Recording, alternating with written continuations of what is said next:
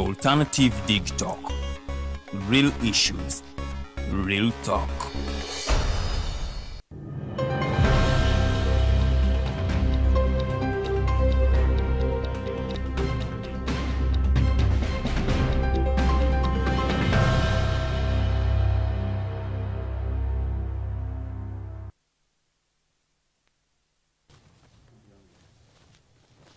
Weewaawo nkwaniriza nnyo ku program eya Mighty Drive olunaku olwaleero lunaku lwakuna ennaku z'omwezi tubala 12 tuli mwezi gwa February omwaka 2026. Nkubuuzaako onawo osinzidde okubanga ate otulaba era nga zo ziri 17 ezakayita ku ssaawa 2 ez'amakya g'olunaku olwaleero.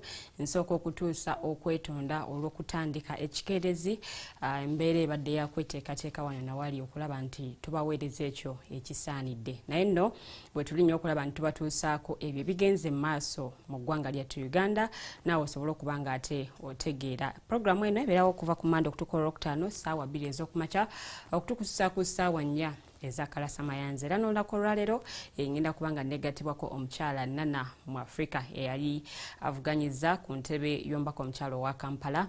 Ono nno teyavaayo na buwanguzi naye ate ajja kuba tubuulira mbeera ki eyatuukawo okuba nti teyamusobozesa kubanga avaayo n'obuwanguzi. Naye nno nga Nana kubanga negatako kankuyitiremu ku ebimu ku ebyo ebikoze amawulire osobola okubanga ate naawe obitegeera. Weewaawo ngenda kubanga ntandika ne retired Colonel Dr. Kizza Besigye wamu ne munne Haj Obed Lutale. Bano nno baasibibwa era nga mu nkomyo bamazeyo omwaka omulamba oba omwaka ogusukka mugumu. Kakati bano olunaku olw'eggulo ate badde bagenze okukyalirwa lead of opposition omukulu Joel Ssenyonyi awamu ne ttiimu ey'ababaka ab'enjawulo okuviira ddala mu kibiina ki NUP era nga okulambula abasibe yemu ku nteekateeka gye babaddeko olunaku olw'eggulo. Bano nno bagenze mu kkomera e Luzira okuba nti balambula ku bamu ku abo abaakwatibwa olw'ensonga z'ebyobufuzi wamu ne bannaabwe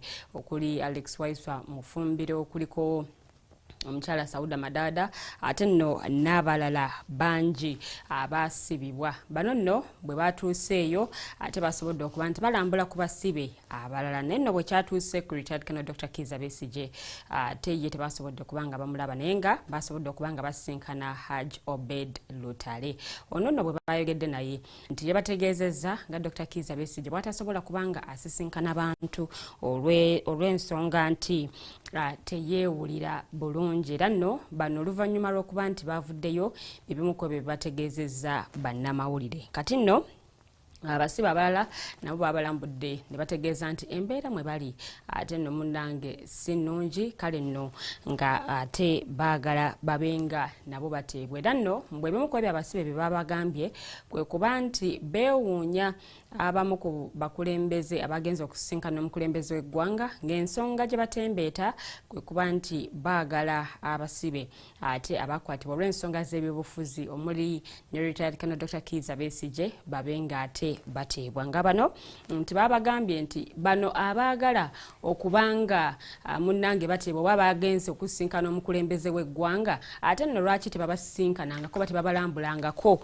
mu nkomyo era nno gye bamaze akabanga. Kakati ezo nno ensonga z'abannakibiina ki NUP awo nno nawo bwezito bwe zatambudde kuba yabadde ne ttiimu nnene okuli ne Lord Mayor omulonde kati omukulu bali mwezo kwaddeko Honorable Helen Nakimuli, Honorable Francis Zake, muganda w'omukulu Alex Waiswa Mufumbira nga nno ye kato ate nno n'abamu ku bakulembeze okuva mu kibiina ki National Unity Platform. Kati nno ensonga ezo nazo njagala nziwummulizaawo nveewo neyongereyo ate muggulire eddala. Eggulire nno asirya nnaku nga lya Major General Deus Sunday era nga ono yavudde mu bulamu bw'ensi olunaku olw'eggulo. Enfaaye kigambibwa nti yavudde ku bulwadde obw'omutima era nga ono nno yafudde nga ajja Kampala weewaawo kubanga yeetaba mu kuziika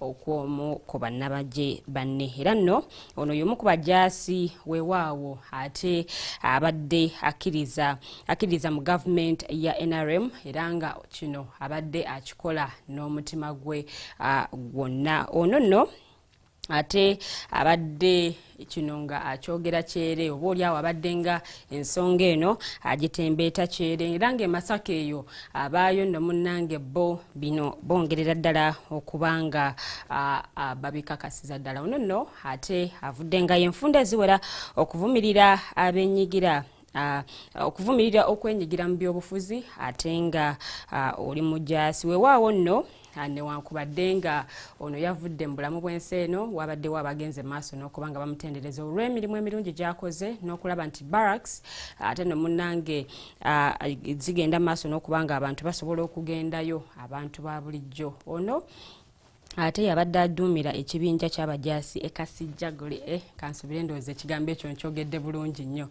naye nga abadde akulira enkambi y'amagye Masaka era ono yavudde mu bulamu bw'ensi olunaku olw'eggulo. Enteekateeka z'okumuziika zikyagenda maaso era nga abamutendereza olw'ebirungi byakoze weewaawo nno bakyali bangi nga bagamba nti ku mulembe gw'ebijambiya yakola nnyo butaweera butassa mukono okulaba nti Masaka eyo emirembe gibukala era nga munnange ono yagenda maaso n'okulaba nti bateekawo enteekateeka okulaba ng'ate ensonga eno erinnyibwa ku nfeete. Lwenno byebya Major General Deus Sunday era nga tusaba omwoyo gw'omugenzi Omukama Katonda agulamuze kisa. Bwenayongerayo abakulira ekibiina Forum for Democratic Change mu Buganda nabo nno banyiikaavu ate nno nga bano obunyiikaavu bwabwe buva ku ssentebe w'ekibiina kino mu Buganda era omubaka w'Amawokota South Yusuf Nsibambi ono nno nga yagenze ate okusisinkana omukulembeze w'eggwanga. Ono teyagenze yekka wabula yagenze n'abakulembeze abalala okulaba nti bamusisinkana era nga omukulu Yusuf Nsibambi oluvannyuma lw'okuba nti basisinkana omukulembeze w'eggwanga azze akyogera lunye nti bamusisinkana era nga ensisinkano yaabwe eno si ye yali esoose wabula y'emu ku ezo ate ezasobodde okuba nga zirabikira mu mawulire oba n'ebifaananyi okuba nga byakubiddwa. Ono nno agamba nti ensisinkano ene President Museveni yali egendereddwamu okubanga batangaza ku nsonga ez'enjawulo mulina ensonga ate munnange ey'abasibe abakwatibwa olw'ensonga ez'ebyobufuzi. Kati nno bano bagamba nti kino yakikola naye ng'ate tamaze kwebuuza ku kibiina okumanya oba asobola okugenda mu maaso n'enteekateeka eno oba ng'ate munnange takikola. Weewaawo bano nno nabo bamukayuukidde nga bagamba nti kino kye yakoze weewaawo alinga eyalidde mu kibiina olukwe yavudde ku nnono z'ekibiina kale nno n'abanga ate akola ye ebyo byalowooza nti ekibiina bye kikkiririzaamu. So nno bagamba nti omukulu ono weewaawo yamenyese mateeka w'ekibiina kale nno nga baagala ate abenga akangavulwa. Weewaawo ono yavaayo gye buvuddeko n'agenda maaso n'okuba nti ategeeza nti ye ne banne ekyabatwala ew'omukulembeze kwali kwagala kutaasa ggwanga lye baalaba nti lyali oba liri mu katyabaga. Ebyo nno bigambo bya mukulu Nsibambi ye bw'atyo bwe yategeeza era nga kino yagamba nti si kibi okusisinkana omukulembeze w'eggwanga bwe baba ng'ensonga ze boogerako za bannayuganda bonna okutwaliza awamu. Amawulire ng'ayita mu lukwakwayo tube ng'ate twegattibwako omugenyi waffe ow'olunaku olwaleero omukyala Nana Mwafrika. Kale minisita w'amawulire n'okulungamya eggwanga omukulu Chris Balyomunsi awo navuddeyo n'akyomera abo bonna abagenda maaso n'okuba nti bakuuma omuliro mu bantu bano abogeddeko ate wali ku media center ng'agenda maaso n'okuba nti ayogerako eri bannamawulire ku nsonga ezikwata ku ggwanga. Weewaawo ono nno munnange avuddeyo n'akoshoninga ne media houses okuba nti beegendereza abantu bwe bagenda maaso n'okuba nga bakyaza okwewala abo okukyaza abo bonna abakuma ate omuliro mu bantu era nga bino we bijjidde nga eggwanga liri mukuba nti bakungubagira ate no munnange okufa kwabadde omuduumizi w'enkambi ya Kasijjagirwa ono nno nga ye Major General Deus Sunday yafudde olunaku olw'eggulo. Ebyo nno nabyo njagala mbiteeke wabbali neyongereyo n'ensonga ya Speaker wa Parliament Anet Among era nga ye mumyuka wa ssentebe wa NRM owokubiri yategeezezza nga munnange bwe bagenda okuba nga batunula mu nsonga z'abasibe abali mu makomera era nga munnange bakwatibwa mu kiseera eky'obululu. Kakati eggwanga Uganda libadde mu kaseera ak'okulonda abakulembeze okuva ku mutendera gwa president okutuuka ku bakulembeze b'abakiise ku mutendera gwa local government. Kati nno mu kuba nti eggwanga liri mu nteekateeka eno ey'akalulu, abantu bangi nnyo abagenda mu maaso n'okuba nga bakwatibwa era nga mu kwogera bino weewaawo nno munnange ate Speaker Anita Among yategeezezza nti abamu ku baakwatibwa bano baali bannaalumanya ne bassaalumanya abaagenderamu. N'agamba nti abakwate si babibiina ebiri ku ludda oluvuganya byokka wabula weewaawo n'abaakwatibwa mwalimu ne bannakibiina kya NRM era nga yanjulidde ekibiina ababaka abalonde mu Parliament abaawangulidde ku bwannamunigina era nga yategeezezza nti bano bagenda kubanga bakolagana nabo butereevu. Ebyo nno ebyo bigambo bya Speaker wa Parliament Anet Among. Awo njagala nawo nveewo lukwakwayo ngendeko ne Masaka eyo mukyala Rose Nalubowa ono yali yesimbyewo okuvuganya ku kifo ky'omubaka omukyala wa Masaka City yajjayo okusaba kwe yali yateeka mu kkooti enkulu era ng'ono okusaba kwe yali ayagaliddemu yeetegereze ensala y'omulamuzi Albert Asiimwe eyakkiriza okuba nti baddamu okubala obululu ate ku kifo ky'omubaka omukyala owa district oba owa city ey'e Masaka era nga gye byaggwera mu kubala obululu ng'omukyala Justin Nammeere ate no munnange amuwangudde era nga Nalubowa y'okusalawo bw'ati ye ne bannamateeka be basoose kusaba mulamuzi Simon Peter Kinobe ave mu musango guno wabula ng'ono baabadde bamugamba okuguvaamu nga bamulumiriza okuba nekyekubiira newankubadde nga ye yeeremye okuba nga ava mu musango guno era nti mukisa basigazzaayo gwakuddukira mu kkooti enkulu okuba nga ate bagenda mu maaso n'okuba nga bawakanya obuwanguzi bw'omukyala Justin Nammeere. Weewaawo ebyo nno nabyo bwe bityo bwe biri. Njagala updates zaffe nziwunzike n'eggulire ly'abasuubuzi ate no munnange be baawa nsalesale ya ssabbiiti 2 okuba nga baamuka enguudo z'ekibuga Kampala. Kakati minisita wa Kampala Hajjat Minsa Kabanda yavaayo gye buvuddeko n'abanga ate wa ekiragiro eri abasuubuzi abakolera ku nguudo okuba nti bazaamuka bunnambiro era nga bano yabawa ebbanga lya ssabbiiti 2 zokka okuba nti kino bakiteekesezza mu nkola. Kakati bo abasuubuzi ate no munnange bavuddeyo ne bategeeza nti tebalina we balaga newankubadde nga Minister abatembeeyi newankubadde nga minisita yabadde yabawadde ensalisale wa wiiki 2 bo bagamba nti abaweeyo akabanga akalala ate no munnange nabo basobole okubanga banoonya we balaga. Kakati bano bagenze mu maaso n'okuba nti bawandiika ebbaluwa gye baatutte eri omukulu John Kabanda era ng'ono ye-chairperson wa FUTA okulaba nti munnange ayongerayo eddoboozi okubanga babalwanirira. Ebimu ku bye batadde mu bbaluwa kwe kuba nti baagala babenga baweebwa omukisa okubanga batunda ebintu byabwe ku nguudo buli kawungeezi ate nno ne ku weekends. So bo basaba evening market ate ne weekend market era nga bagamba nti newankubadde nga babagobye tebalina we basobola kudda olw'ensonga nti ebizimbe rent wa bbeeyi ate nga bo tebamusobola. Kakati n'abatembeeyi benjogerako be babatundira ku streets oba ku nguudo z'omu kibuga Kampala. Bano nno Hajjat Minsa Kabanda yabawa nsalesale okuba nti baamuka streets zino ate babenga either bagenda mu butale oba nga barentinga amaduuka. Bo kye bagamba nti tebakisobodde olw'ensonga nti ebisale bya rent mu maduuka ag'enjawulo biri waggulu so nga ate bo tebabisobola. Wabula ensonga zaabwe bazitwalidde chairperson wa FUTA omukulu John Kabanda yabategeezezza nti omulanga gwabwe aguwulidde era agenda kubanga ayogerako n'abakulu okulaba nti bebimu ku bye batadde mu bbaluwa weewaawo bisobola okubanga biteekesebwa mu nkola. weewaawo awo wenjagalire okuwunzeka updates zaffe tugenda mukumulamuko katono nnyo bwe tukomawo ngenda kubanga negatiddwako omugenyi wange olunaku olwaleero program ekyali ya Mighty Drive nze omumbejja Luwedde Lilian sigala naffe tube nga ate tukutambuza amakya g'olunaku olwaleero.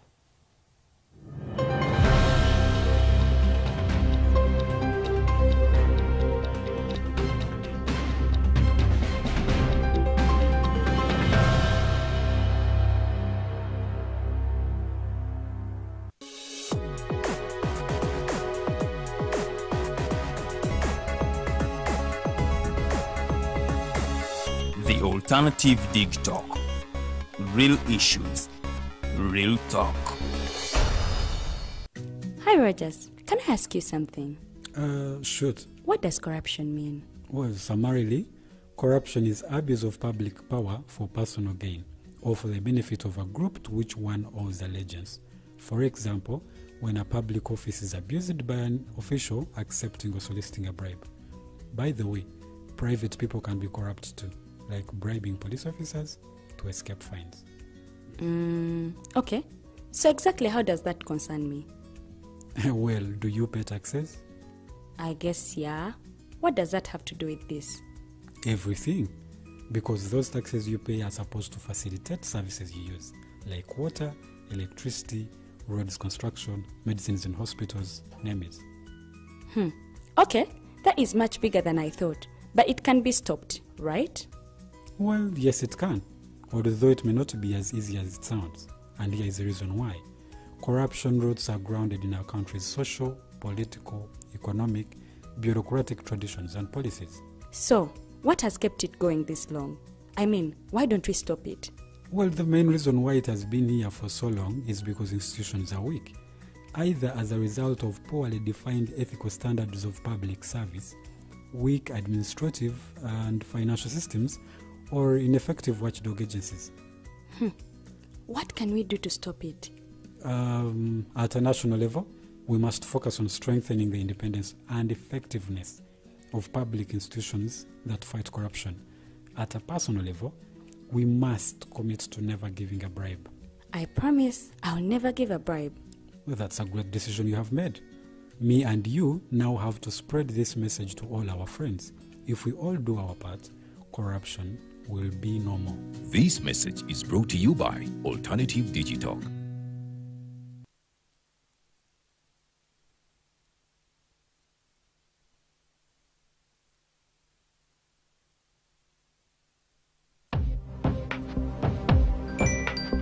Go to the church, though. Tawali man, what's up? Man, can you imagine people just dump everywhere? Someone drinks water and throws the bottle wherever. Come on, Rogers. What else do you expect people to do with an empty bottle? Simanya now, did you know that plastics take at least 450 years to decompose? What? That's a long time. Exactly, because plastics are made out of a lightweight and flexible material that doesn't decompose easily. And plastics everywhere in the environment cause plastic pollution. What is plastic pollution now? It is the accumulation of plastic waste in the environment, like bottles, polythene bags, straws. All of these contribute to plastic pollution. I have been using them without knowing their effect. Yeah, a lot of people have. Plastics are a danger to the ecosystem, both on land and in water. So how can we overcome this problem? Is there something we can do? Oh yes, we can reduce by minimizing the use of plastics, reuse by repurposing them, or recycle by collecting and processing them into new products. Everyone wants to change the world, but no one wants to change themselves for the world. How about we change our habits for the world? And it starts with me and you. This message is brought to you by Alternative Digital.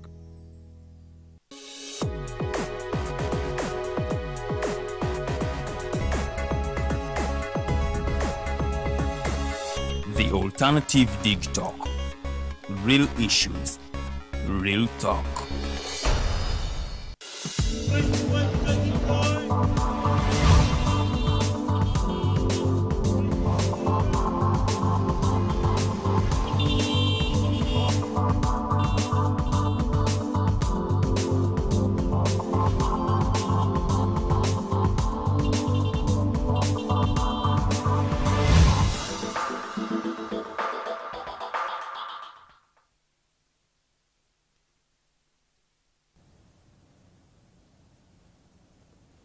kulikayo mu kuwummulamu okwo program ya Mighty Drive nze omumbeje Luwedde Lilian era nga maze okuba nga negatibwako omugenyi wange olunaku olwaleero omukyala Nana Mwafrika yali avuganyiza ku ntebe y'omubaka omukyalo wa Kampala newankubadde nga byagenda okuvaayo nga muna NUP omukyala Shamim Malende wangudde ajja tubuulira experience ye ey'akalulu kano nga bweri obanga bwetambula n'ebirala bingi nnyo bye tugenda okuba nga twogerako naye nga nsaba nsooke muwakazi ndala sooka atulamuseeko n'oluvannyuma ate tube nga programu yaffe tugikwatira awo wennyini omukyala Nana Mwafrika kwaniriza nnyo amakya g'olunaku olwaleero. Nange neesiima nnyo buli lwe nkyazibwako wano ku Digitalk.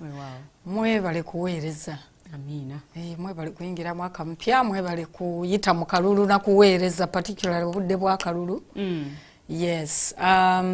Mbalamusiza nnyo abatulaba abalabi ba Digitalk amakya gano nembeebaza mbutuufu okuba nti abavaayo ne beenyigira mu kalulu kayogeddeko omukyala kembadde kenali part of nga eyali awalirira okukwata entebe y'omubaka omukyalo w'e Kampala mu kakulikemu bangi of course bakeewoma oba bakeesamba olw'ensonga ezitali zimu zetujja maybe okuyitamu kuba bagamba nti percentage ya abawandiike okulonda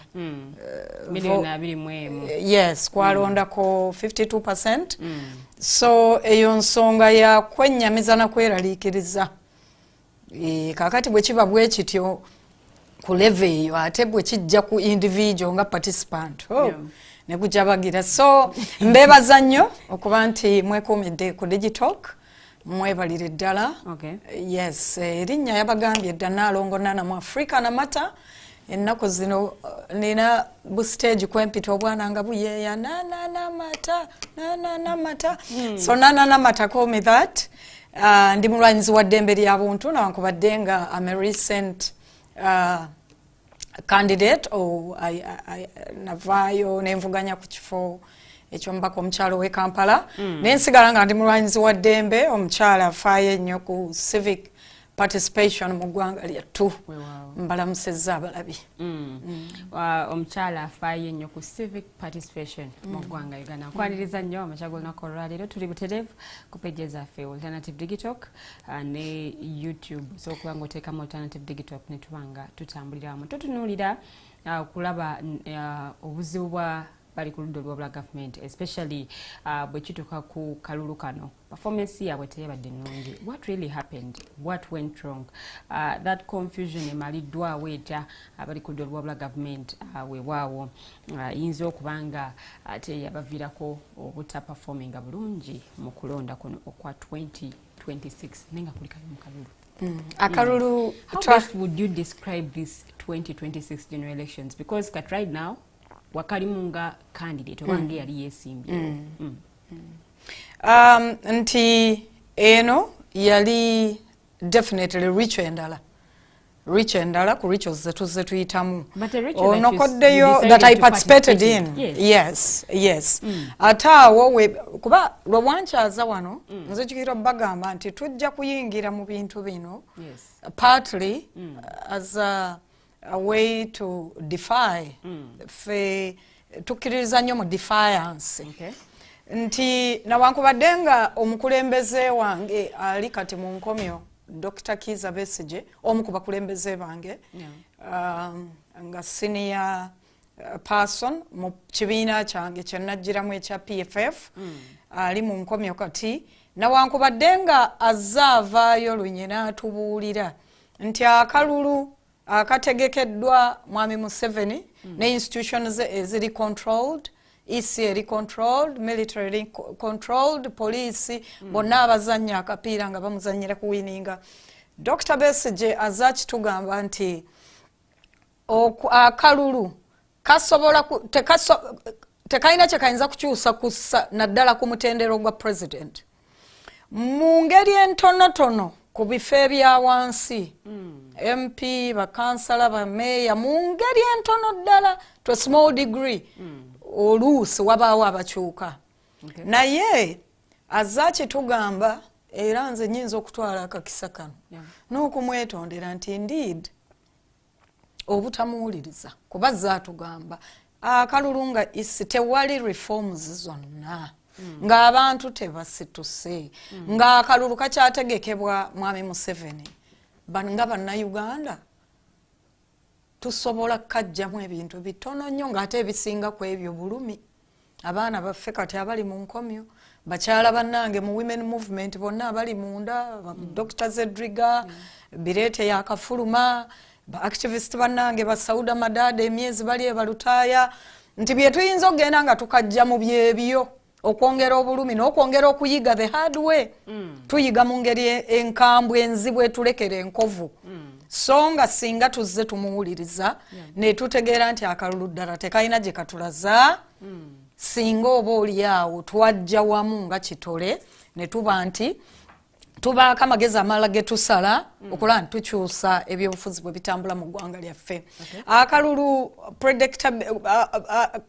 outcome yali very predictable nawankubadde era ng'okikatiriza ng'obitunuulira nze okujja kuwuma n'empi nsobola okulowooza nti to predict tunuulira ensonga y'okuba nti opposition tukayingiramu the opposition is fragmented of course in that tuyingiramu nga tuli already weakened by the fragmentation you see tuli ebibiina nga bimeka ebyopposition mbaliramu ne tukayingiramu nga tuli weakened already by that fact nti twetemyetemye nupu eyagala ereeta woman MP DP ereete ono aleete ekibiina ekimanyi nti mwaleeta muli opposition mwenna ffenna twetwala nga tuli opposition nenja kugereza ku ntebe eyaffe pate erowooza nti they are opposing the ruling government neereeta candidate ali very weak atya emyaka wagindaba egyo tayina sentence yali emuvuddemu mu parliament lwaki tuba tusuubira enkyukakyuka awo oba oli awo amaanyi gesiwe gali negabanga galiwa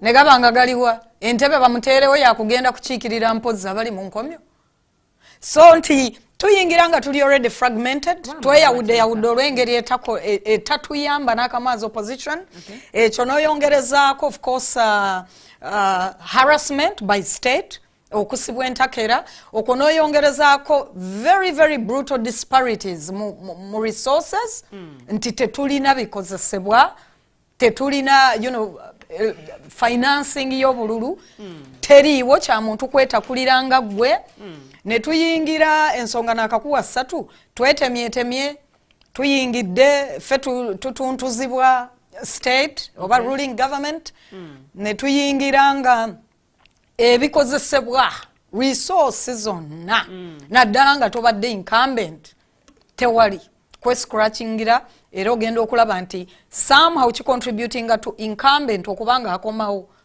olw'omusaala guli gwe babajjayo ne access to this and that okwo n'oyongerezaako indeed okuba nti enkozesa ya institutions za state nayo ekola against opposition nze nga member wa PFF akalulu katandika mu Gw'ekkumi nasibwa nakwatibwa omulundi omulala ndi ku kooti ngezaako kuba in solidarity ne mukama wange Dr. Besigye nenkwatibwa ku kooti so harassment okukwatibwa kutuntuzibwa bikola resources tewali ebyo byonna byongereza ku predictinga akalulu mukayingira nga mmwe muli bumyu in the real sense mulinga obumyu against empologoma ya NRM ekutta amaje ekutte poliisi ekutte ensimbi z'eggwanga lyonna ne bayingira ne beegazaanya nga bakozesa ssente ezaffe olaba nti the nuupu baakaayanaawo nti tebaabawaza iPod ffe bakama bange sofa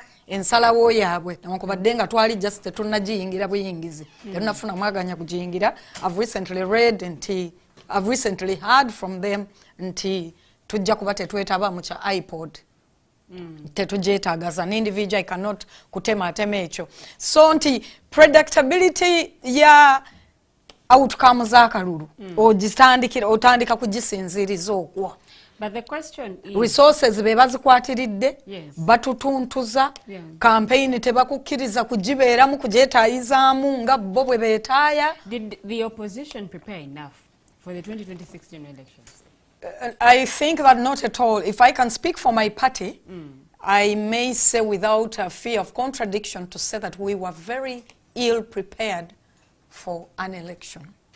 Mbuuza lwaki clearance ya party yokka yabeerawo just myezi bwezi, a couple of months to okutandika kwa byonna campaign ne nomination. Because okusunsula bwe ntunuulira People's Front for Freedom nga bagenda okusunsula ba candidates ku mutendera gw'ababaka ba parliament, actually tutandikira olunaku local government, namwe ekibiina mwali mukyasunsula, mwali mukyagaba kandi. Does that show preparedness of the party itself?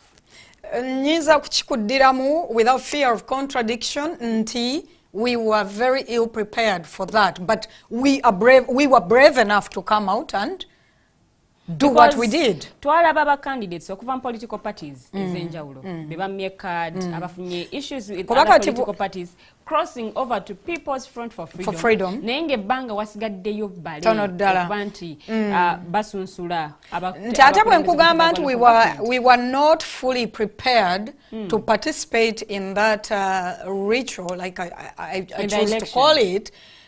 It's a ritual. It's less of an election. Abantu balaba bwenkanya okukubwa bameka ebyo biri predetermined. Abavaayo n'obuwanguzi abasinga bali ku zi agreement n'abasajja aba ruling government. Ebintu bino tobitegeera until ng'obiyingidde obirimu. Kale iyo preparedness yaffe siyinza kugine. I can't blame it on us. Tuli balwanyi. We had to come and defy and use the time to sell our party, to resist, to continue resisting. Nti nakubadde nga nasibwa emirundi ebiri mu kalulu omwo, one time spending 3 days e Kabalagalawo for just being found in Gaba nga tukola preparations tunatambula tutya n'abakyala ku local councils okutuyisa mu bantu baabwe. I didn't back out. Nti nawankubadde nga tetubadde na ssente ng'ekibiina nga kukwata mu mata gaffe kwawula kuza mmere y'abaana baffe ne tuyingira tuparticipating mu kintu kino tweyongere okutunda ideology y'enkyukakyuka. Nawankubadde nga byonna bibadde bikalubo bwe bityo twatandise tetwawanduukululwa.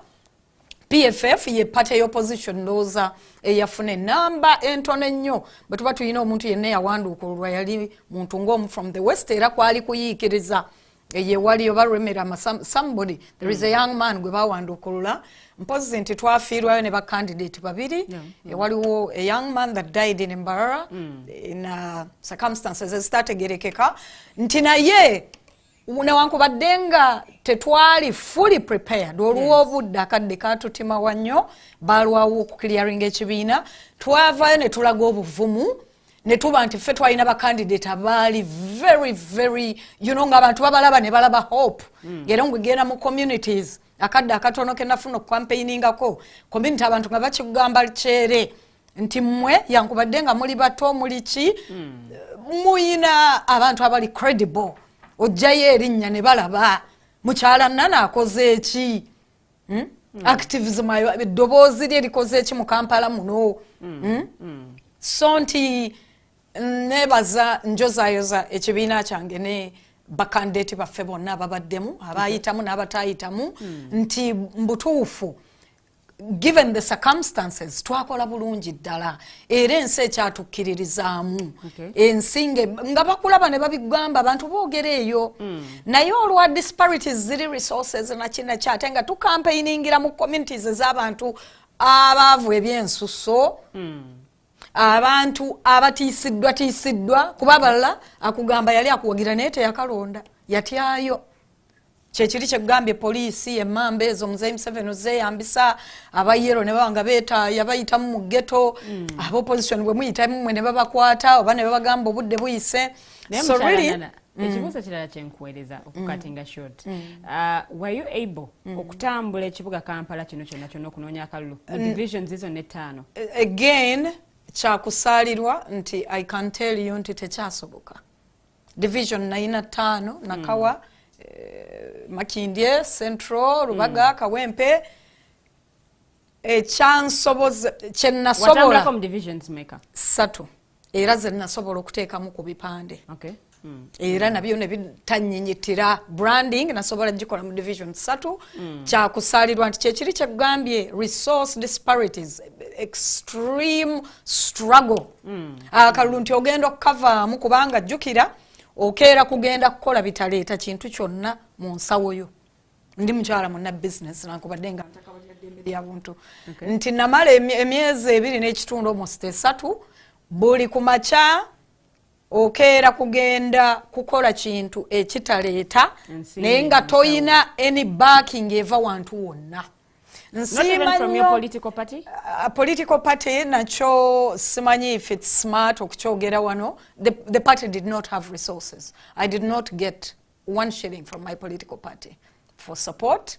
Naye there are individuals, when I run a call on my socials, there are individuals benebaza ebyensuso eyakwatanga ya 25 nakwatayo 10 nakwatayo ki. There are some individuals that backed this, that believed in me and backed this. As a party, there was no ability kukola kuwa bantu support naye abantu sekinomu nga kwotadde n'omukulembeze wange bakuwa support ali mu nkomyo. Yes. Nga buli lwe mukyalira ampa moral support. At one point he suggested, you know, another form of support which I resisted taking help from somebody behind bars.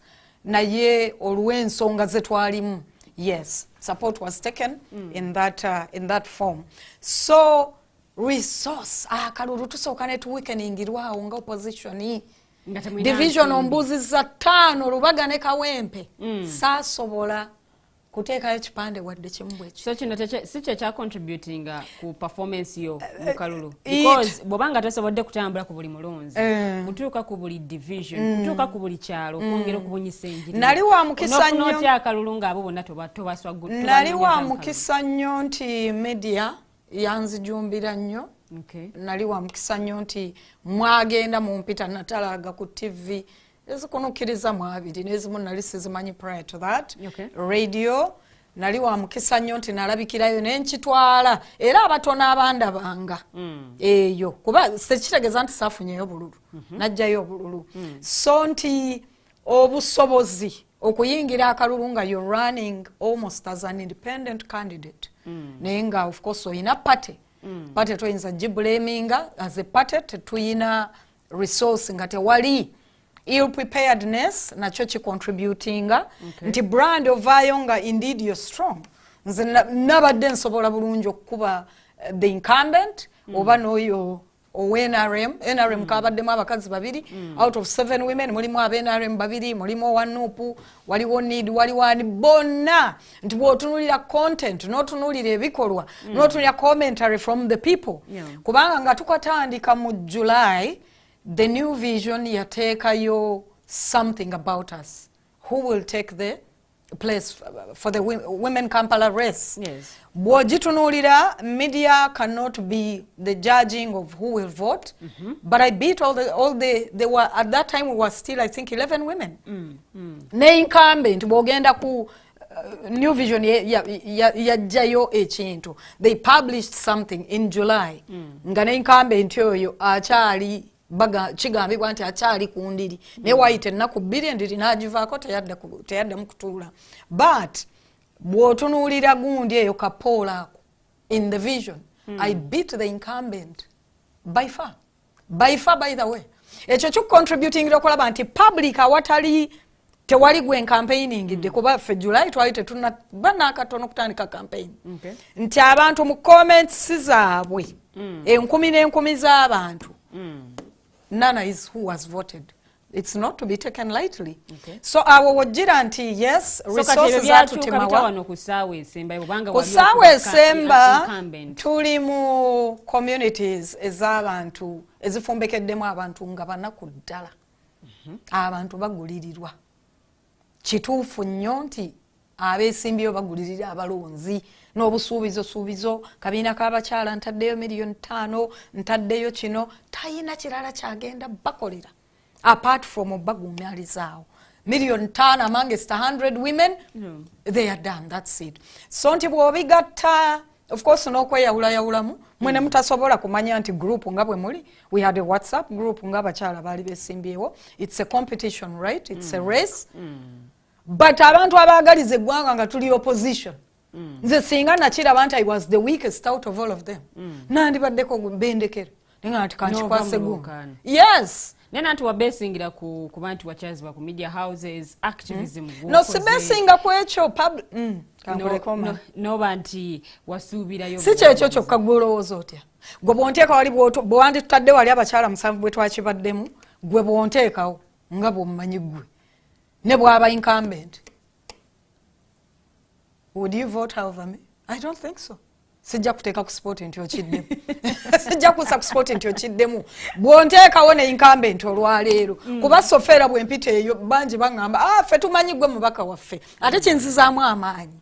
Nti n'ebintu bye nawaaliridde okukola bye nalubiridde okukola mu parliament njagala ntegeeze eggwanga oba bannakibuga.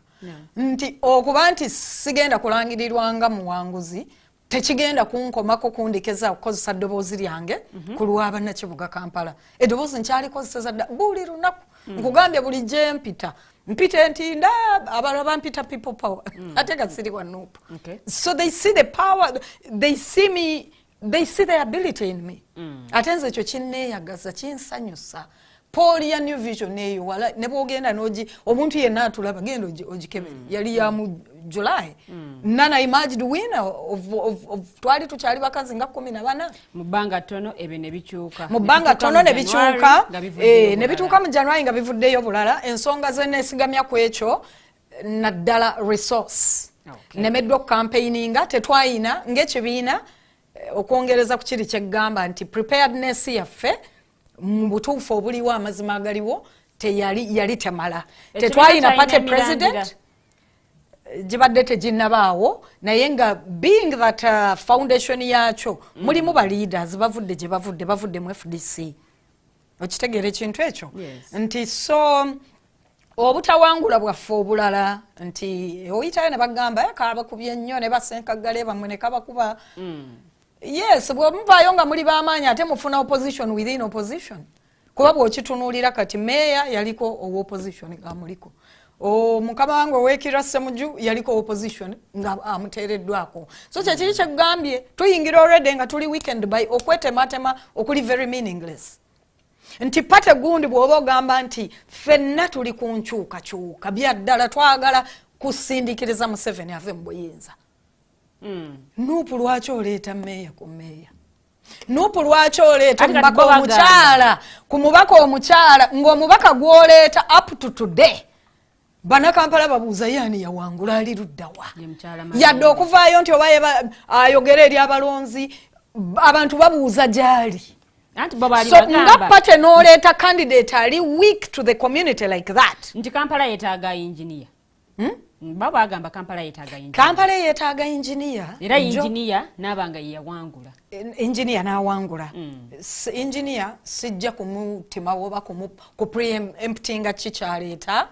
Engineer katusabe nti ddala anaasobola okweŋŋanga the bullying eri mu Kampala muno. Ruling government etuntuza nnyo bannakibuga nti waweetaagawo mulwanyi ddala.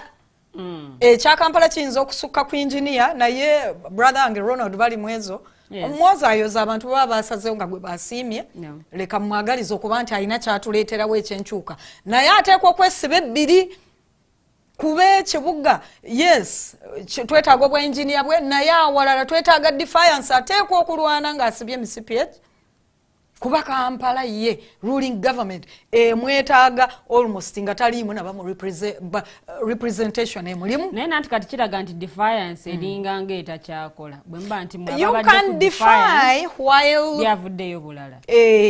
Confrontational methods even though I am queen of that watakoze nze nzijayo obwenyi ku bwenyi tomeragane bwenyi ku bwenyi tulabe ensonga watakoze.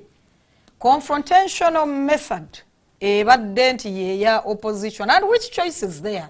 Eno government yakuteesa naye muteesa ne bawulira tebabiwulira. Anti defiance yali nnyo eri Forum for Democratic Kampala abantu okuba nti bakyalina bannakibuganze nkitwala nti obukulembeze buyina kukwata ku bawangaalira mu kibuga abakikoleramu abasuubuzi nga si defiance abasuubuzi bandibaddewa.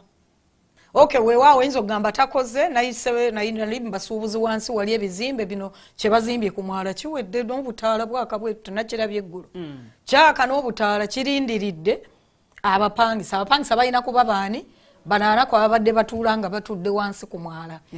Why am I thinking into defiance ebadde eriwo ng'ekolebwa both as the opposition naye n'abantu bonnyina abakwatibwako ekyomu Kampala.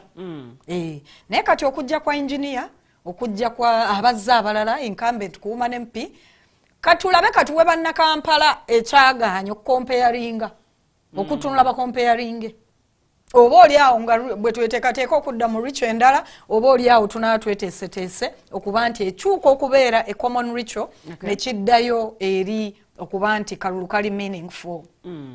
Weewaawo bw'otunuulira ekibiina ki People's Front for Freedom, of course performance yaakyo mu kalulu kano evuddeyo nga si yeeyo gye mwali mwasuubira, but at any one point mwatuulako awo ne muba nti mwewuunaganya singa temuvuddeyo na buwanguzi. Tozzaako ki? Kibuuzo kirungi. It hits me really unprepared to answer it, but it's very deep and very serious. Twali tutudde ne twebuuza nti kubanga buli muntu agenda mu lutalo asuubira buwanguzi naye at a certain point you sit down and be like nti kati katukubye ne bayinkambenti baffe abasukka mu bameka ne baggyibwayo. Tuteekwa kuzzaako ki? Nze ndowooza nti ng'ekibiina